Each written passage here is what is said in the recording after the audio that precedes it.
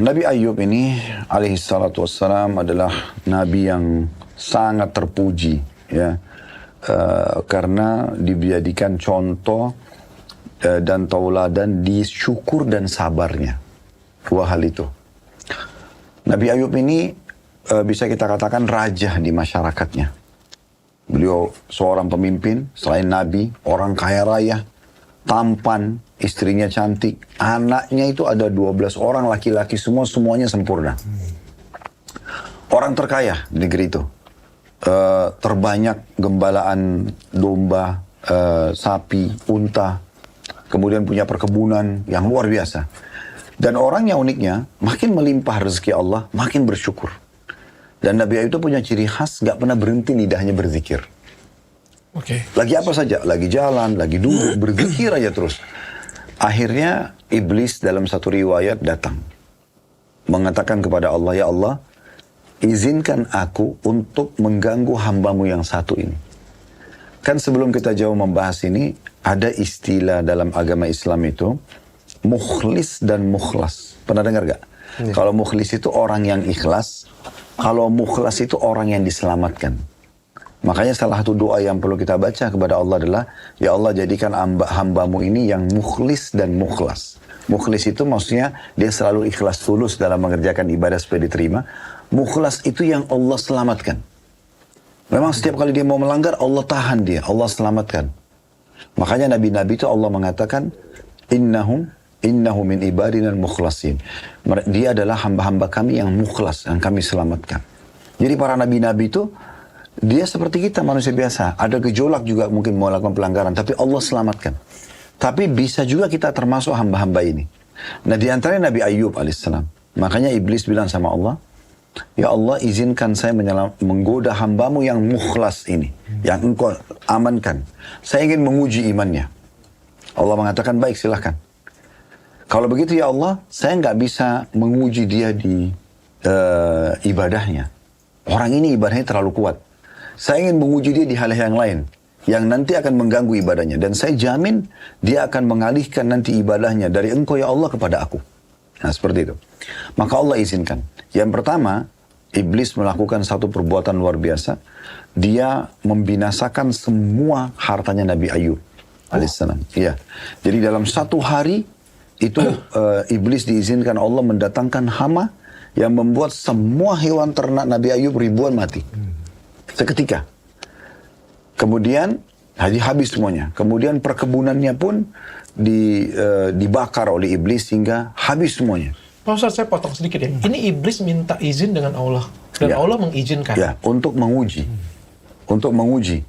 Tentu masalah keberhasilan itu Allah karena membukakan bagi dia pintu. Sebagaimana gini, dokter misalnya digoda iblis antara berzina dengan tidak berzina. Nanti kan kalau digoda, tergantung dokter nanti menerima atau tidak. Tapi di saat Allah mengizinkan syaitan itu untuk menggoda kita, berarti kan dia ada peluang untuk membisikkan. Ya. Berarti setan juga kalau misalnya melakukan kejahatan itu atas izin Allah juga ya? Semua iya, tetapi Allah sudah tahu orang ini memang akan memilih perbuatan itu. Iblis itu kan pada saat kita pernah bahas di Nabi Adam. Dia pada saat tidak mau sujud kepada Nabi Adam. Siapa yang goda dia? Sementara kita tahu selama ini yang menggoda manusia adalah iblis. Itu adalah dorongan dalam diri dia sendiri. Karena dalam jiwa manusia itu ada potensi berbuat baik, ada potensi berbuat buruk. Allah ciptakan ini agar kita diuji. Siapa yang mau ikuti bisikan baik, dorongan baik, siapa yang mau ikuti bisikan buruk. Nah seperti itu. Baik, jadi ringkas cerita sebenarnya Nabi Ayub alaihissalam ini digodalah.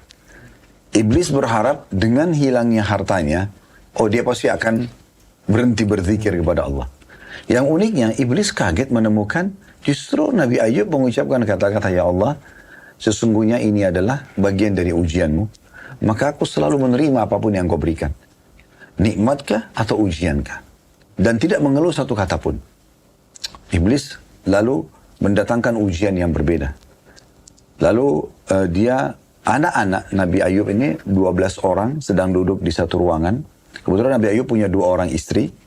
Istri yang pertama yang duduk sama 12 anak laki-laki itu. Lagi makan, oleh iblis dirubuhin bangunannya. Karena dia dapat izin dari Allah nih gini. Dia rubuhin, meninggal semuanya. Jadi kebetulan yang tinggal sekarang Nabi Ayub sama istri yang keduanya. yang kebetulan lagi di luar bangunan itu. Nabi Ayub pulang, meninggal semuanya. Nabi Ayub kubur mereka tanpa satu kata-kata keluhan pun.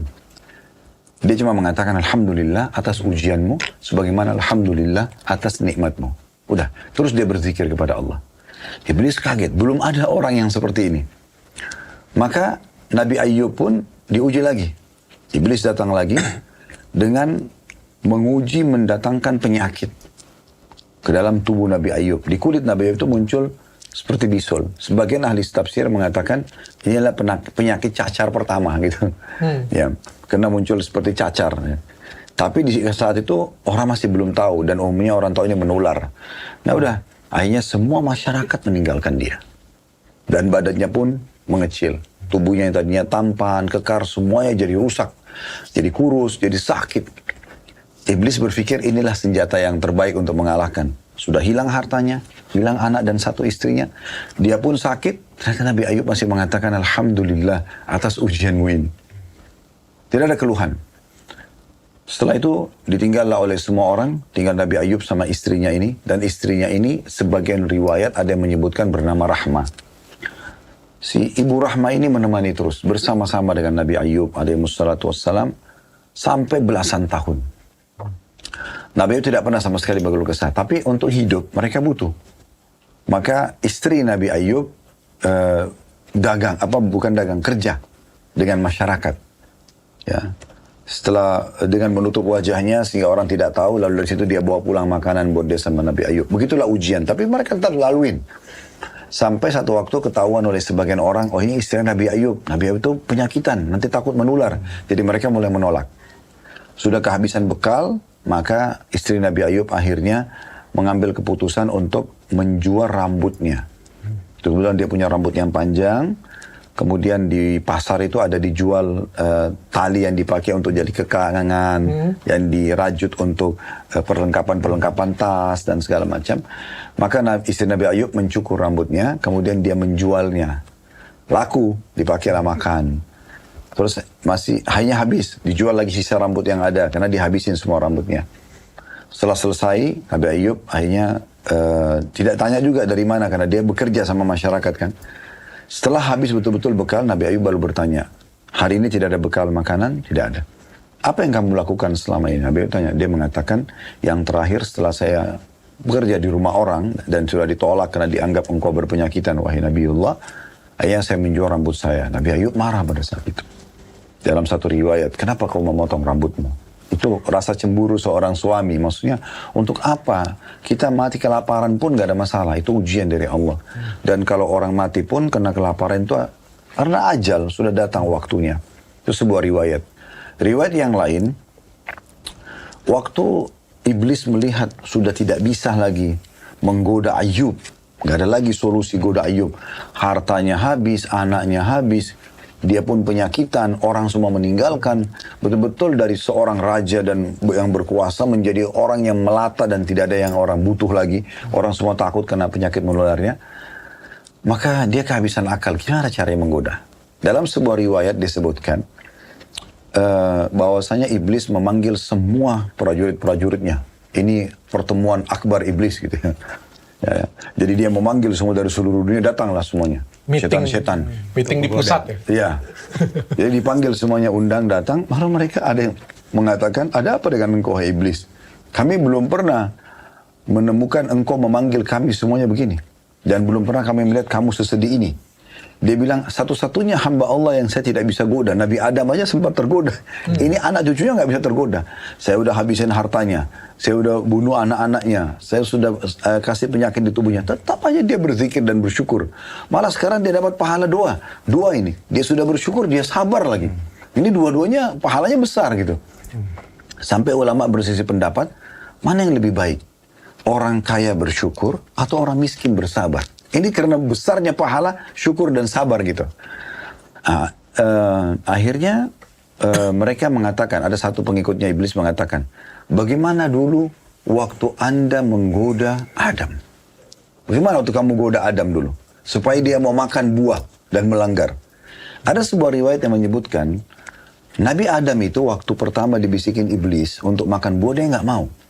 Tapi dia jadi tergoda kenapa? Karena Hawa, istrinya, yang dibisikin iblis dengan bisikan, kalau kamu makan buah ini Hawa dan Adam, kau akan kekal di surga, nggak keluar lagi selamanya. Maka Hawa membisikkan Adam, akhirnya mereka makan buah. Oke. Berarti punya dari mana? Dari istrinya. Dibujuk dari istri. Dibujuk dari istrinya. Nah ini juga banyak terjadi nih. Suami kadang-kadang tergoda karena istrinya yang bujuk. Kan? Sekarang anaknya dilamar, dia nggak mau. Tapi istrinya yang diberikan oleh calon anak mantu hadiah, akhirnya dia yang bisikin suaminya untuk terima. Ini contoh saja. Tapi ala kulli hal, akhirnya digodalah istrinya Nabi Ayub, yang selama ini sabar kan. Tapi iblis kan tidak nampak. Dia cuma bisikin, diingatkanlah kenangan-kenangan pada saat dia masih kaya, kenangan-kenangan dia mau beli apa saja ada dulu, masyarakat menghormati dia, anak-anaknya laki-laki, 12 orang semuanya segar-segar, semuanya mati seketika, diingatkan untuk suaminya masih tampan dan segala macam. Artinya, kenapa kamu nggak mengeluh dalam masalah ini? Paling tidak, keluhannya sederhana. Pergilah kepada Nabi Ayub, bilang sama suamimu supaya dia berdoa kepada Allah, diangkat ujian ini. Maka pada saat itu keluarlah dari lisannya istrinya Ayub perkataan ini. Dia bilang, wahai Nabiullah, Allah telah menguji kita, tapi engkau seorang nabi. Kenapa engkau tidak minta agar ujian ini diangkat? Lalu Nabi Ayub marah pada saat Nabi Ayub mengatakan, telah datang kepadamu iblis si penggoda. Sekian tahun kamu bersabar, sekarang kau datang mengeluh tentang masalah ini. Saya mau tanya, berapa tahun kita dulu nikmat? Istri Nabi Ayub rupanya hitung nih. Oh sekian tahun kita nikmat. Baik, berapa tahun kita diuji sekarang? Ternyata belum balance tahunnya. Antara nikmat dulu sama ujian. Maka dia sebutkan, kata Nabi Ayub, saya masih malu minta sama Allah. Kalau Allah sembuhin saya dan saya yakin saya akan sembuh, akan kembali lebih sehat dari sebelumnya karena ini hanya ujian, maka saya akan hukum kamu dengan 100 cambukan. Karena kau telah mengikuti bisikan iblis. Waktu itu Nabi Ayub bersumpah begitu. Ringkas cerita, istri Nabi Ayub akhirnya jalan, meninggalkan lokasi itu dulu. Subhanallah di waktu itu, ada 2 orang dari kenalan Nabi Ayub, masih di sebelah beberapa disebutkan masih sepupunya. Mereka berdua lewat di tempat Nabi sambil berkata begini, ini Ayub diuji begini pasti karena ada dosa besar. Pasti ada sesuatu yang besar yang dia lakukan, gak mungkin tidak. Maka Nabi Ayub merasa inilah yang paling berat bagi dia. Hartanya hilang, istri anaknya meninggal, badannya sakit masih gak ada masalah. Tapi kalau dibilang dia maksiat kepada Allah, ini dia berat terima karena dia gak pernah buat dosa. Maka dia bilang, saya demi Allah gak pernah berbuat dosa. Yang saya anggap saya pernah buat pelanggaran cuma 1. Saya pernah masuk ke pasar dan saya temukan ada 2 orang bertikai. Yang satu bilang demi Allah sudah bayar, yang satu bilang demi Allah belum bayar. Lalu masing-masing merasa benar. Untuk menebus supaya jangan Allah hukum yang salah. Karena pasti ada yang benar, ada yang salah. Maka Nabi Ayub bilang, saya pulang ke rumah, mengambil harta saya, kemudian saya sedekah. Niat untuk menebus siapapun di antara mereka yang bohong. Itu yang Nabi Ayub anggap pelanggaran. Karena menutupi kesalahan orang lain, tapi demi kebaikan.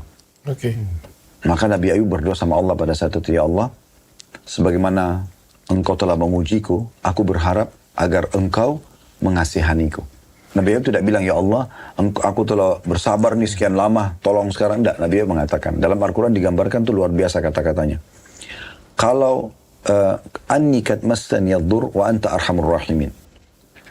Wahai Tuhanku, aku telah ditimpa ujian ini, tapi engkau zat yang maha pengasih. Apa maknanya? Kalau engkau mau aku tetap diuji begini, aku terima. Engkau mau berikan aku jalan keluar, aku terima. Engkau zat yang maha pengasih. Dia nggak nuntut. Maka pada saat itu pun Allah memerintahkan Jibril datang menyampaikan pesan, hai Ayub, Tuhanmu telah mendengar doamu, maka sentakkan kakimu di bumi. Akan keluar sumber mata air. Nabi Ayub pun menyentakkan kakinya di bumi, keluarlah sumber mata air. Sumber mata air ini digunakan untuk menggosok badannya, mandi, sehingga hilang semua penyakitnya. Dan dia kembali lebih mudah dari puluhan tahun yang lalu. Sebelum sakit ya Ustaz? Sebelum sakit. Dia kembali jauh lebih mudah, jauh lebih sehat. Jadi kan semua uban keluar berubah menjadi putih, jadi hitam. Jadi intinya dia kembali mudah sekali. Kemudian sehat semuanya. Dia lagi di posisi itu. Kemudian Allah perintahkan dia untuk menjalankan sumpahmu menghukum istrimu. Jangan kamu pecut dia 100 kali. Tapi ambillah rumput. Kumpulkan rumput-rumput sampai 100 lembar. Tepuk dia sekali. Supaya menjalankan sumpahmu. Karena wanita ini sebenarnya wanita yang baik.